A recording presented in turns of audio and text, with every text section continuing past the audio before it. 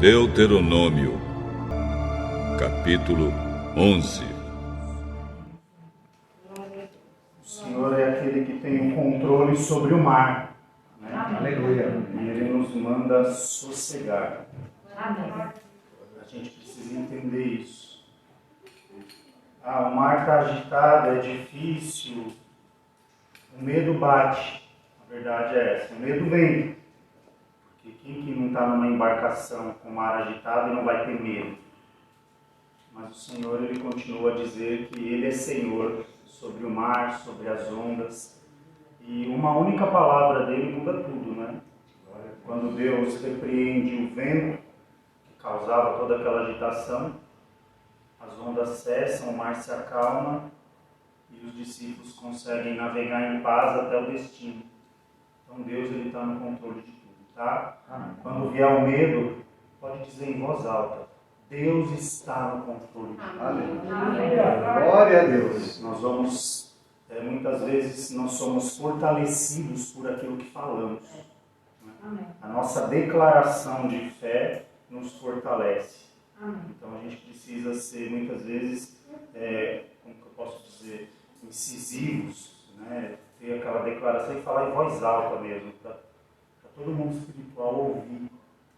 Né? Porque o inimigo, ele fica querendo te acuar, fica querendo te deixar acuado, com medo. Não, tá difícil, eu sei que tá, mas meu Deus está no controle de tudo. Amém? Vamos fazer mais uma oração? Vamos colocar em pé.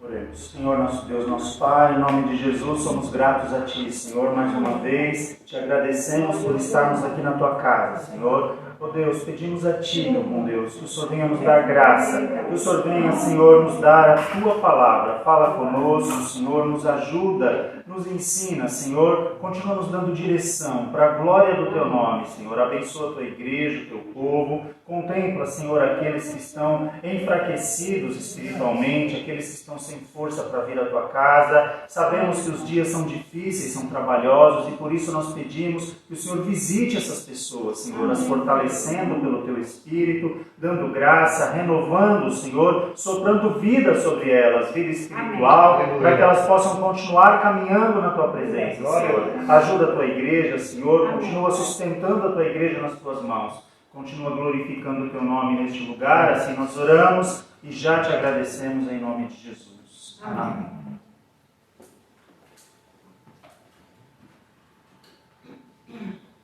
Vamos abrir as nossas Bíblias, irmãos, no livro do Deuteronômio, no capítulo 11. Nós vamos fazer uma leitura a partir do 26.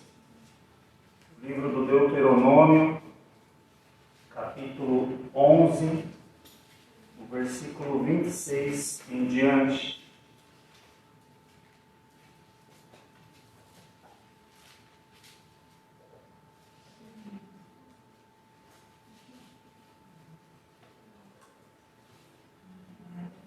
Todos encontraram? Deuteronômio 11, 26 em diante. Diz assim: Eis que hoje eu ponho diante de vós a bênção e a maldição. A bênção quando ouvirdes os mandamentos do Senhor vosso Deus, que hoje vos mando. Porém a maldição, se não ouvirdes os mandamentos do Senhor vosso Deus, e vos desviardes do caminho que hoje vos ordeno para seguirdes outros deuses, que não conhecestes. E será que, havendo-te o Senhor teu Deus introduzido na terra a que vais para possuí-la, então pronunciarás a bênção sobre o monte Gerizim e a maldição sobre o monte Ebal. Porventura não estão eles daquém do Jordão, junto ao caminho do pôr do sol, na terra dos cananeus, que habitam na campina defronte de Gilgal, junto aos carvalhais de Moré? Porque passareis o Jordão para entrardes a possuir a terra que vos dá o Senhor, vosso Deus, e a possuireis e nela habitareis. Tende, pois, cuidado em fazer todos os estatutos e os juízos que eu hoje vos proponho. Amém? Amém. Nós sabemos, irmãos, que o Antigo Testamento, quando ele nos narra a história do povo hebreu, não é? Porque aqui o povo ainda era chamado de hebreu, o povo judeu, assim chamado, foi um pouco mais à frente, não é? E não muda nada, tá? É o mesmo povo, é o povo de Israel. Hebreu porque são os filhos de Eber, né? Que é a descendência que deu origem. E judeu por causa da religião, né? Os judaizantes, né? Então eles são chamados de judeu por causa da religião.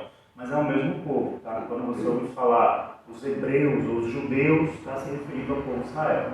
Aqui, como eu expliquei, aqui ainda não havia essa nomenclatura, não era tão usada, mais para frente ela é mais usada. Nós sabemos que o Antigo Testamento ele é uma sombra do Novo Testamento. Por quê? O que eu quero dizer com sombra? Ele é uma figura daquilo que Deus realiza no Novo Testamento. Notem que aqui o povo era escravo no Egito, o povo sai do Egito, o povo passa por um processo de peregrinação no deserto e eles estavam indo rumo a uma terra prometida, uma terra que mana leite e mel, correto? Lá em Canaã. Isso é uma figura de linguagem que diz respeito ao processo de salvação do Novo Testamento, não é? Nós antes éramos escravos no mundo, aí nós passamos por esse processo, né, de salvação pela cruz de Jesus Cristo. Nesse processo nós somos moldados, aperfeiçoados. O Senhor vai nos santificando, né, nessa caminhada, parando as arestas, até que estejamos, não é, aptos a estar adentrando a terra prometida, que é a nova Jerusalém, que do alto desce dos céus, tal. Então, vejam que é um caminhar semelhante, né? O que aconteceu no Antigo Testamento é uma figura de linguagem, é uma sombra daquilo que a igreja está passando hoje. Então Deus ele vem preparando um povo para que esse povo herde uma terra prometida. Não é assim que a gente entende? Até aí está tudo bem, não é? E quando chega nessa passagem aqui do Deuteronômio 11, eu já falei até um pouco sobre isso algum tempo atrás, não é? Deus ele leva o povo lembre-se que Deus está instruindo o povo. Toda a instrução de Deus, como que eu posso dizer? Deus ele não gera uma dúvida. Ele não põe a pessoa numa situação que ela não saiba o que fazer. Mesmo porque a Bíblia diz que Deus não é Deus de confusão, não é? Deus ele leva o povo aqui num lugar, num vale, e nesse vale havia dois montes. De um lado ficava o Monte Ebal e do outro lado ficava o Monte Gerizim. E Deus usa essa figura desses dois montes para dar um importante ensinamento para o povo de Israel aqui, nessa peregrinação. Quando Deus fala que as bênçãos seriam derramadas sobre o Monte Gerizim e a maldição sobre o Monte Ebal, não significa que o Monte Ebal era maldito e o Monte Gerizim era bendito. Não, isso são figuras para Deus mostrar que haviam duas situações, que haviam dois caminhos. E Deus deixou isso bem claro para o povo, porque quem não enxerga uma montanha? Deus colocou o povo num vale, num lugar plano, num lugar baixo, entre duas montanhas. Falou, olha para um lado, uma montanha aqui. Olha para o outro, outra montanha ali. Ninguém poderia falar que não viu. Eu não vi, eu não entendi. Não tem o que não entender. Olha, desse lado, aqui para o lado do Monte Ebal, é o caminho da maldição. O caminho da bênção para o lado do Monte Gerizim. E Deus dá uma dica para o povo aqui, para que o povo, né, deixa eu só ler aqui nos dois primeiros versículos, Eis que hoje eu ponho diante de vós a bênção e a maldição. A bênção quando ouvirdes o mandamento do Senhor vosso Deus, que hoje vos mando. Porém a maldição, se não ouvirdes os mandamentos do Senhor vosso Deus, e vos desviardes do caminho que hoje vos ordeno, para seguirdes outros deuses que não conhecestes. Havia dúvida qual caminho o povo tinha que trilhar aqui? Ficou alguma coisa mal interpretada ou não ficou bem claro? Olha, gente, tem dois montes aqui. Esse lado representa o monte da maldição, esse lado representa o monte da bênção. Ó, e eu proponho para vocês que vocês vão pelo caminho da bênção. Por quê? Pelo caminho da bênção é quando vocês ouvirem a minha voz, fazer aquilo que eu mando, seguir as minhas instruções, tal. E o caminho da maldição é para quando vocês deixarem de ouvir a minha voz, de andar pelo caminho que eu mando. Quer dizer, está uma coisa muito clara aqui por onde esse povo devia percorrer, qual caminho que eles deviam tomar, que eles deviam seguir nessa jornada que eles estavam indo, né, rumo à Terra Prometida. Então não havia dúvidas, não foi uma coisa que não ficou bem esclarecida. E enquanto o povo caminhava pelo caminho da bênção, o que era o caminho da bênção? Era o monte, era o lado que eles tinham que andar? Era a obediência. O monte, as duas montanhas eram figuras de linguagem, para Deus esclarecer isso para o povo. Olha, vocês estão vendo, ó. Se eu não me engano, a altura dessas montanhas eram cerca de 700, 800 metros de altura. É tipo uma montanha da Serra do Mar. Sabe quando você está na praia, que você olha para o lado da serra e vê aqueles morros? Como você vai falar que não vê o morro daquele? São Paulo está mais ou menos, acho que 800 quilômetros acima do nível do mar, coisa assim, não é? 800 metros, desculpa, quilômetros. 800 metros acima do nível do mar. E então é mais ou menos a mesma situação. Você olhar e ver duas montanhas ali de aproximadamente 700, 800 metros de altura cada uma, não tem como você falar que não viu. Olha, eu estava desapercebido. Você está num vale, você está num lugar baixo, você olha para um lado, opa, aqui o negócio é alto, aqui também. E Deus usa essa figura de linguagem. Por quê? Porque Deus é muito claro naquilo que Ele fala. A palavra de Deus, irmãos, ela é muito simples. A palavra de Deus, ela é certeira, ela não induz a erro. Ela não gera dúvida. Nós é que complicamos as coisas. Porque a palavra de Deus, se a gente seguir o que a palavra de Deus nos orienta de uma maneira simples, eu costumo dizer que se a gente conseguisse viver de verdade o que está escrito em Mateus 5, 6 e 7, seria o suficiente para a gente chegar na Terra. A Bíblia é grande, né? Tem bastante coisa, bastante conteúdo. Mas se a gente pegasse só o que está lá em Mateus 5, 6 e 7, já era suficiente para a gente estar entrando na Terra. Então veja que a palavra de Deus ela é bem simples. Enquanto o povo caminhava pelo deserto debaixo da obediência, eles deixaram de ter confrontos, de ter lutas? Não. Era amalequita, era moabita, era tantos povos que se levantaram contra eles. Até profeta era contratado para amaldiçoar aquele povo. Mas onde que eles tiveram derrota nessas situações enquanto estavam debaixo da obediência? Em nenhuma situação. Até mesmo o profeta, no caso lá de Balaão, não é? Foi comprado pelo rei dos Moabitas para amaldiçoar o povo de Israel. Ele não conseguia proferir palavra de maldição contra eles. Por quê? Porque eles estavam debaixo da bênção. Quem que abençoou? Deus. Se Deus abençoou, quem que vai falar o contrário daquilo que Deus disse? Quem que vai amaldiçoar? Já pararam para pensar nisso? Se nós somos um povo bendito por Deus, quem que vai dizer o contrário? Se Deus disser assim, você é bendito, quem que pode falar o contrário? Amém. Então nós precisamos entender essas coisas. Eu costumo dizer, né, às vezes nós vemos assim, principalmente problemas de pais com filhos, às vezes os filhos não querem vir à igreja, é aquela situação que a gente sabe como que é, e eu costumo dizer assim, olha gente, quando eu apresentei os meus filhos ao Senhor, eu não estava brincando. Não foi uma brincadeira, não foi um gesto de religiosidade. Ah, tá aqui, Senhor, o Senhor cuida, tá? Não. Foi um compromisso com Deus. Senhor, abençoa essa criança. Amém. Que ela seja bendita onde ela pôr a planta dos seus pés. Amém. Que ela seja bendita no seu caminhar. Que ela seja bendita por onde ela passar. Não significa que nesse percurso ela não vai passar por dificuldade, que não vai ter afronta, não vai ter luta, que muitas vezes o inimigo vai se levantar para querer impedir a caminhada.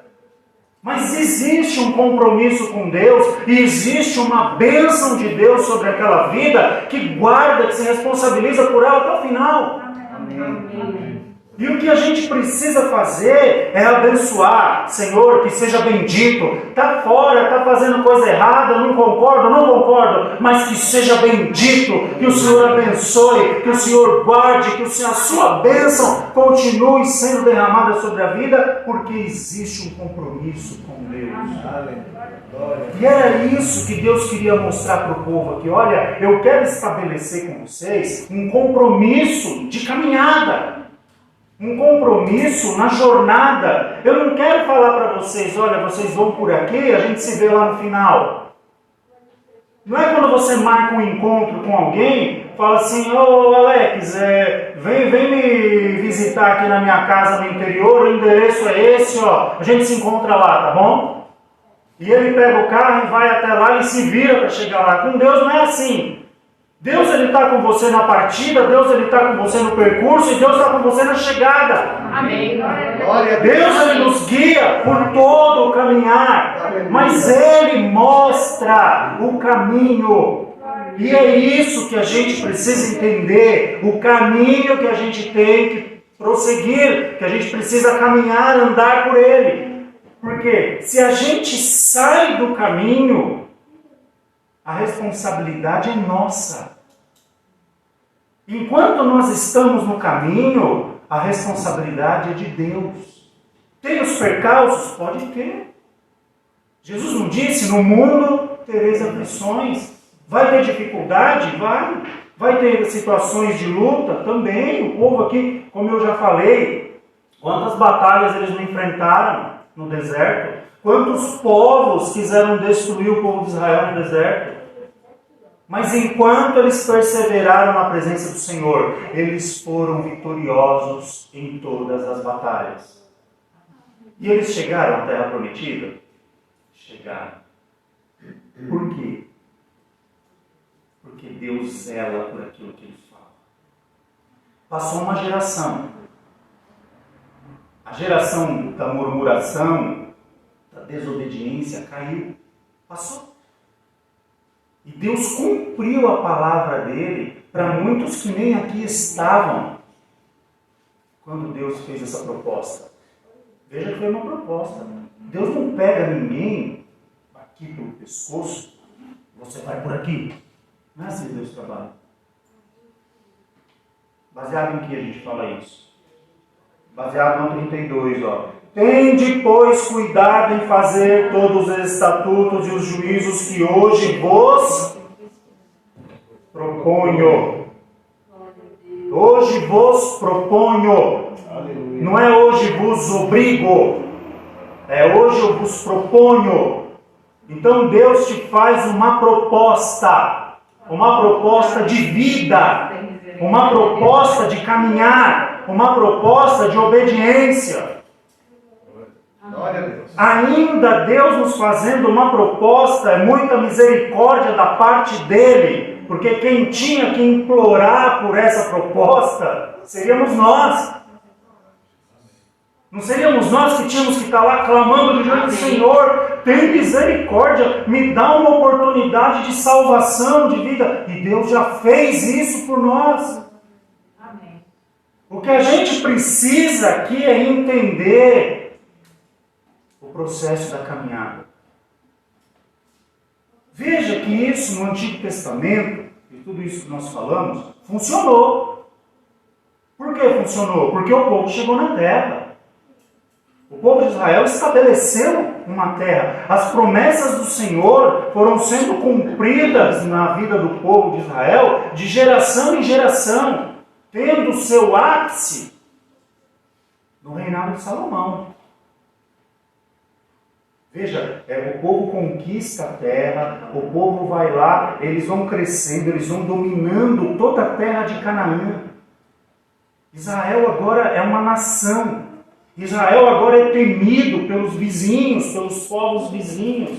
Israel é reconhecido pelos povos vizinhos, pelos seus inimigos, dos feitos que Deus havia realizado na vida desse povo no deserto, desde quando os tirou da terra do Egito.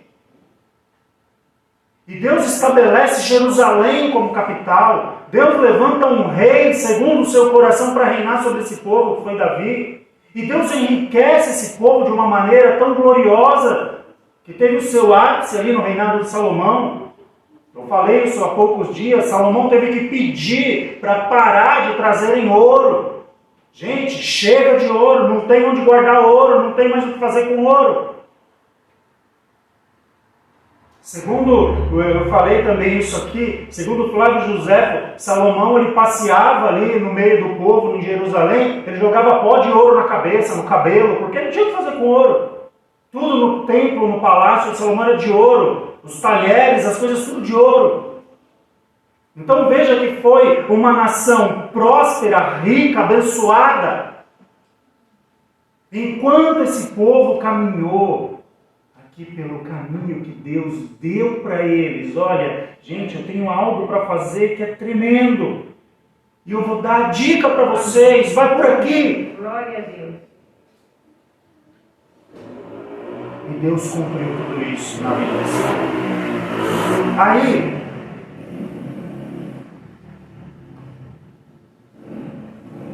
chega o Novo Testamento. Quando chega o Novo Testamento, Jesus usa uma expressão parecida com tudo isso que nós falamos aqui. Por que eu fiz toda essa introdução aqui no Deuteronômio? Para a gente entender o que eu vou falar agora. Lucas, capítulo 13, versículo 22 em diante. Depois que nós lemos esses versículos, os irmãos vão ver se a proposta não é parecida. Lucas 13, 22. E percorria as cidades e as aldeias, ensinando e caminhando para Jerusalém. E disse-lhe um, Senhor, são poucos os que se salvam? E ele lhe respondeu, porfiai por entrar pela porta estreita, porque eu vos digo que muitos procurarão entrar e não poderão.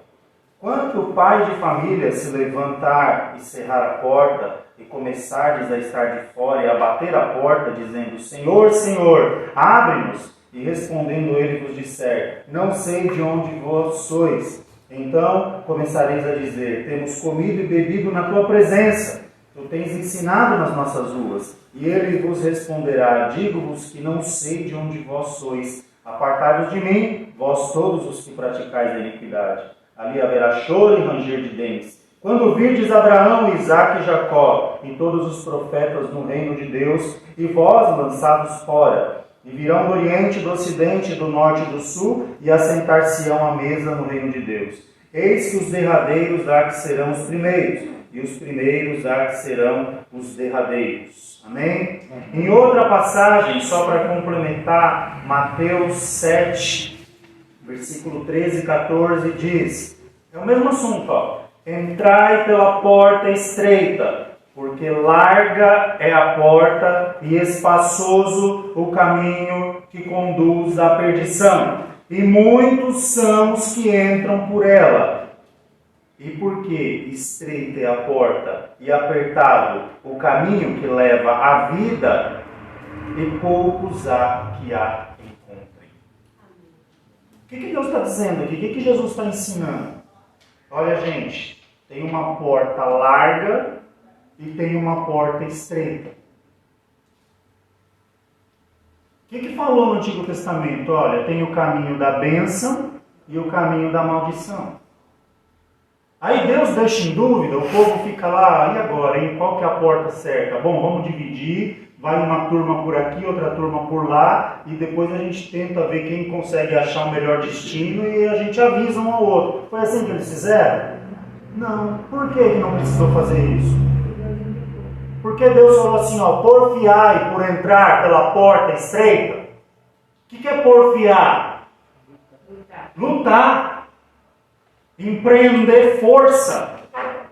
Se dedicar. Não é fácil. Olha, gente, tem uma porta que é estreita. Não é fácil passar por ela, mas vocês precisam lutar em conseguir entrar por essa porta estreita. Porque tem uma outra que é mais fácil. Ela é larga. Só que ela conduz a... Alguém está enganado aqui? Existe dúvida aqui? Não. Está sendo proposto dois caminhos. Como foi proposto lá no Deuteronômio. O que as pessoas estão escolhendo? Essa é a questão. Qual é o tipo de vida que as pessoas estão querendo? Aqui diz que precisa esforço, que é necessário empenho, luta. Por que luta? Porque tem dia que você não quer sair da cama, tem dia que você não quer levantar, tem dia que você não quer orar, tem dia que você está com vontade de jogar tudo para o alto, tem dia que você quer voltar para trás. E para você lidar com essas situações, precisa ter um desprendimento, precisa ter ali um esforço, um sacrifício. E a gente precisa entender isso. Aqui no texto de Lucas fala que muitos entraram aqui pela porta achando que estavam indo para um caminho correto, e eles falaram, Senhor, mas aqui deixa eu só ler aqui para falar certinho. No versículo 25 e 26, quando o pai de família se levantar e cerrar a porta e começar a entrar de fora e a bater a porta dizendo, Senhor, abre-nos, e respondendo ele vos disser, não sei de onde vós sois. Então começareis a dizer, temos comido e bebido na tua presença, tu tens ensinado nas nossas ruas. Eles achavam que estavam no caminho certo. E aqui, no 27, e ele vos responderá, digo-vos que não sei de onde vós sois, apartai-vos de mim, vós todos os que praticais a iniquidade. Gente, nós estamos percorrendo um caminho rumo a uma terra prometida, uma terra que emana leite e mel, uma terra de vida espiritual, de vida eterna. E o caminho que a gente trilha aqui vai mostrar o resultado daquilo que a gente está almejando.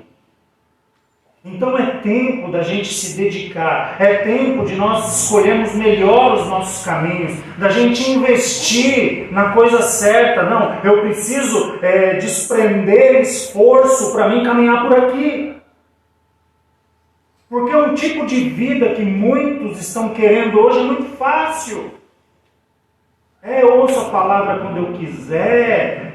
Nós trouxemos uma palavra aqui há uns meses atrás, acho que já deve ter um ano mais ou menos. O irmão Rogério até gravou. Eu falei para ele no dia que nós falamos essa palavra, eu falei, irmão Rogério, grava essa palavra, nós vamos viver dia que nós vamos ver isso aqui, sobre os desigrejados. Foi ou não foi?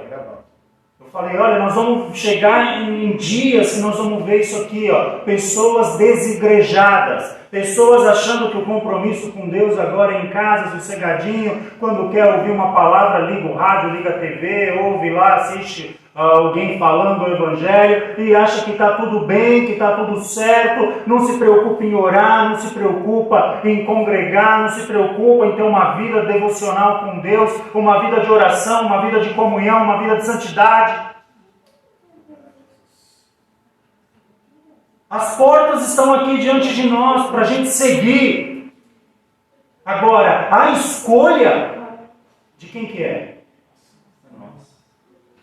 A proposta de Deus gera dúvida? Não. A proposta de Deus coloca a gente numa situação que a gente não sabe o que fazer. Ai, Senhor, sabe por que eu vim por aqui? Porque eu não sabia. Dá para falar isso para Deus? Não dá. Não tem como falar isso para Deus. Não tem jeito de falar isso para Deus que a gente não sabia. Porque Jesus está dando a dica. Olha, tem duas portas, gente, uma larga e uma estreita. Luta para entrar pela estreita. Porque a larga te leva para a perdição. Qual é a dúvida?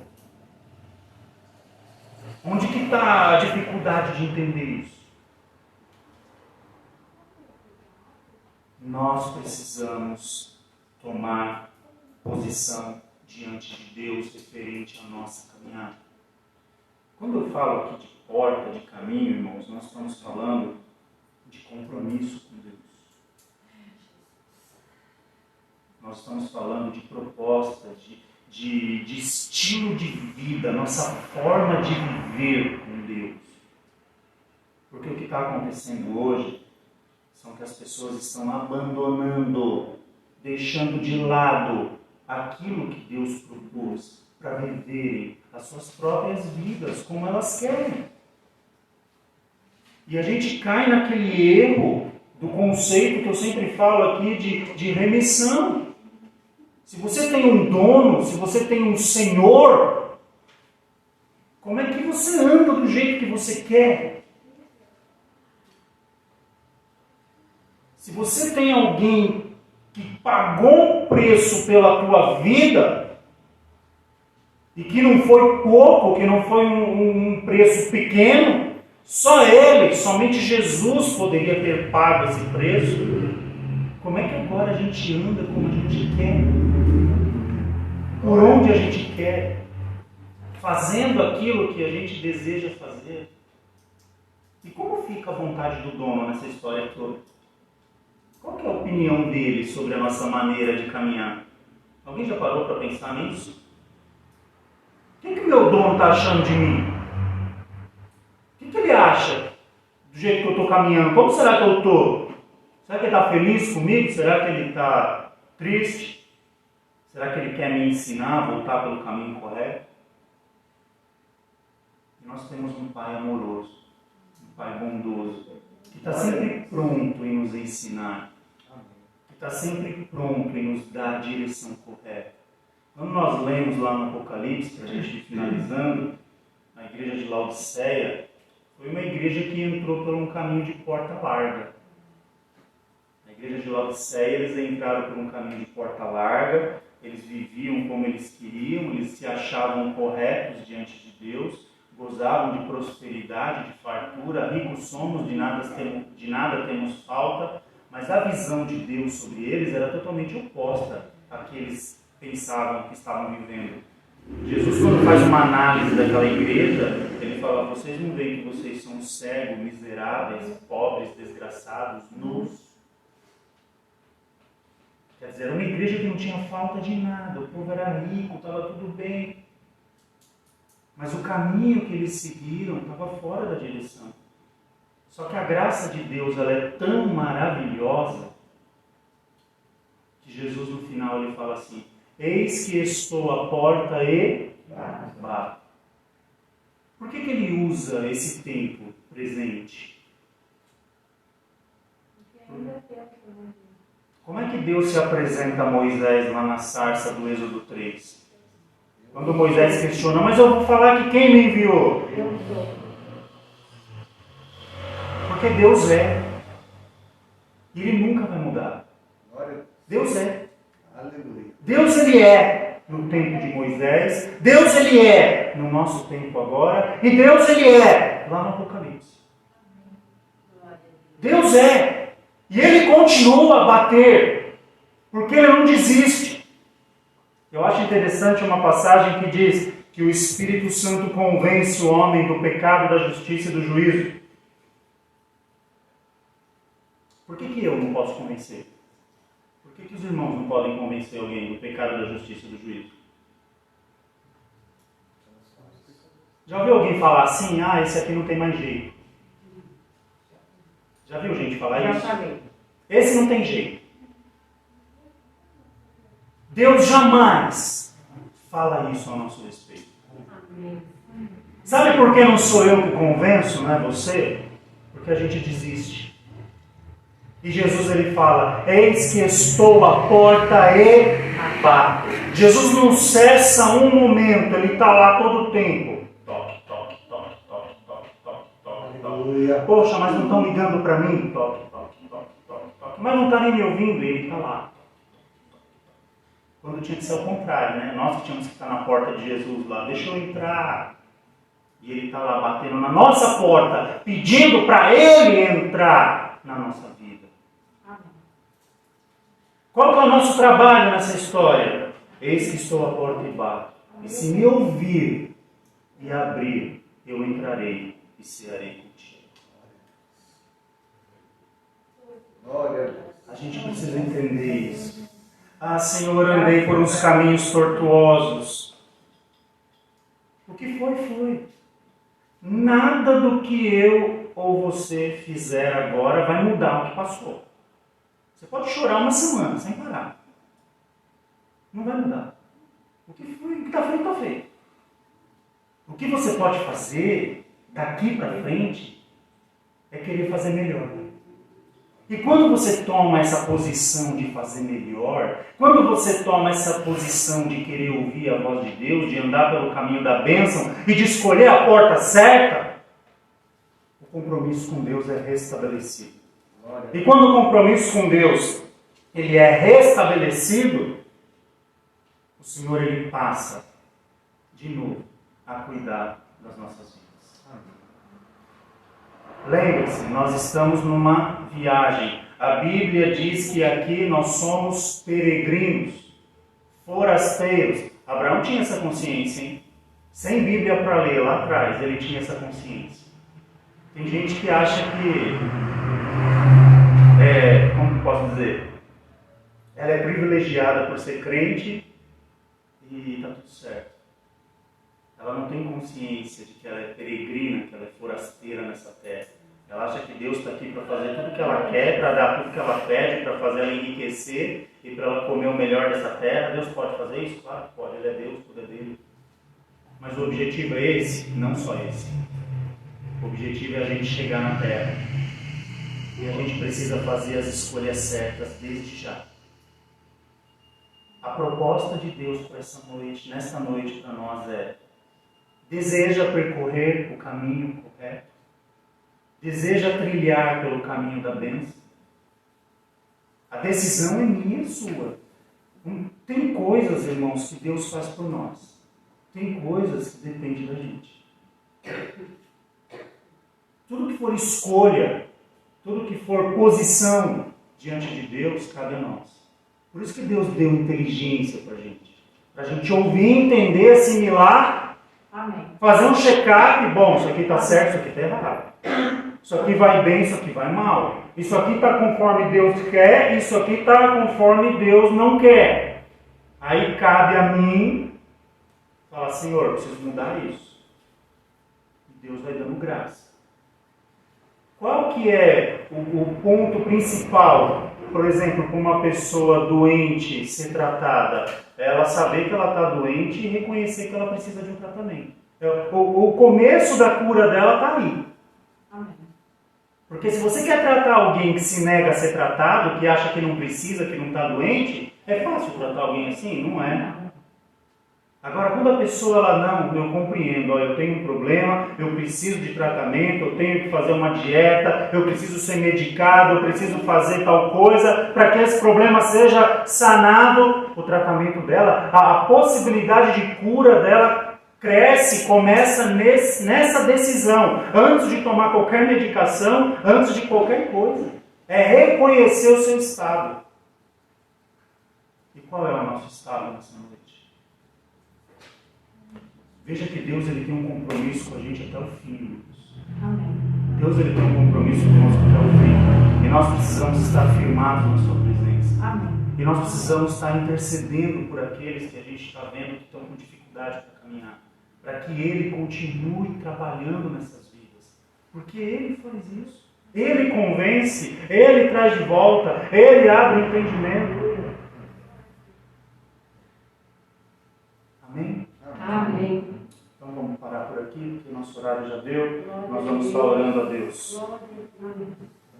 Esforce por fiar, por entrar pela porta estreita. Amém? Amém.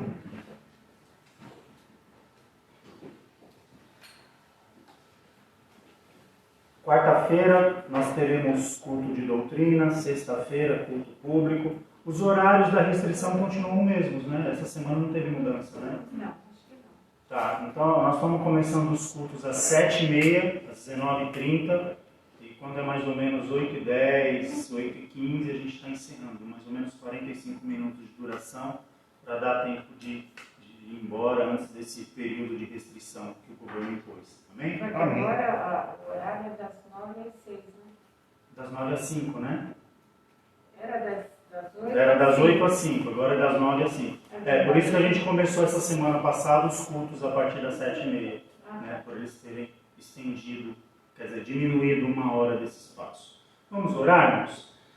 Senhor, nosso Deus, nosso Pai, em nome de Jesus te agradecemos, Senhor, por estarmos aqui na Tua casa, na Tua presença. Somos gratos a Ti pela Tua palavra. Senhor, é um privilégio nós sermos fortalecidos pela Tua palavra. A Tua palavra nos traz vida, nos dá esperança, nos ajuda nas nossas dificuldades, nos mostra o caminho correto e nós somos gratos a Ti. Senhor, faz uma grande obra no meio da Tua igreja, dando sempre a direção para o Teu povo, Senhor, nos conduzindo pelo caminho que é do Teu querer, da Tua vontade, nos mostrando, Senhor, os nossos erros, as nossas falhas, para que sempre possamos melhorar diante de Ti. Queremos agora, Senhor, interceder por todos aqueles que estão fracos na fé, Senhor, por aqueles que encontram sem força de estar na Tua casa, por aqueles que já não conseguem mais estar vindo na Tua casa, Senhor, e até mesmo por aqueles que se afastaram da Tua presença. A Tua palavra diz que o Senhor está à porta e bate, que o Senhor não desiste e que o Teu Espírito possa fazer uma obra, Senhor, ó Deus, despertando essas pessoas para que elas possam voltar à Tua casa, para que elas possam, Senhor, se lembrar do compromisso que um dia assumiram contigo e que elas possam voltar a trilhar o caminho correto. Tudo para a glória do Teu nome, Senhor.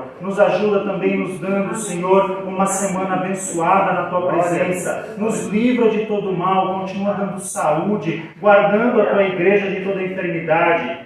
Que a Tua provisão, Senhor, continue sendo sobre as nossas vidas. Que a Tua boa mão de poder continue estendida sobre as nossas vidas. E que o Senhor nos guarde e nos livre de todo mal. Visita os nossos lares, visita as nossas famílias, Senhor. Repreende as investidas do maligno, Senhor. Os laços de enfermidade, laços de morte, Senhor. Tudo aquilo que não procede de Ti, põe por terra em nome de Jesus. Que haja paz, Senhor. Que haja liberdade do Teu Espírito operar nos nossos lares, que o Teu Espírito possa trabalhar nos corações, convencendo, Senhor, e fazendo uma grande obra. Tudo para a honra e glória do Teu nome. Leva-nos na Tua paz, continua nos dando uma noite abençoada. Assim nós oramos e já Te agradecemos no nome santo de Jesus. Amém. Que o grande amor de Deus, a graça do nosso Senhor Jesus Cristo e a comunhão do Espírito Santo seja com toda a igreja. Não somente agora, mas para todos sempre. Digamos amém.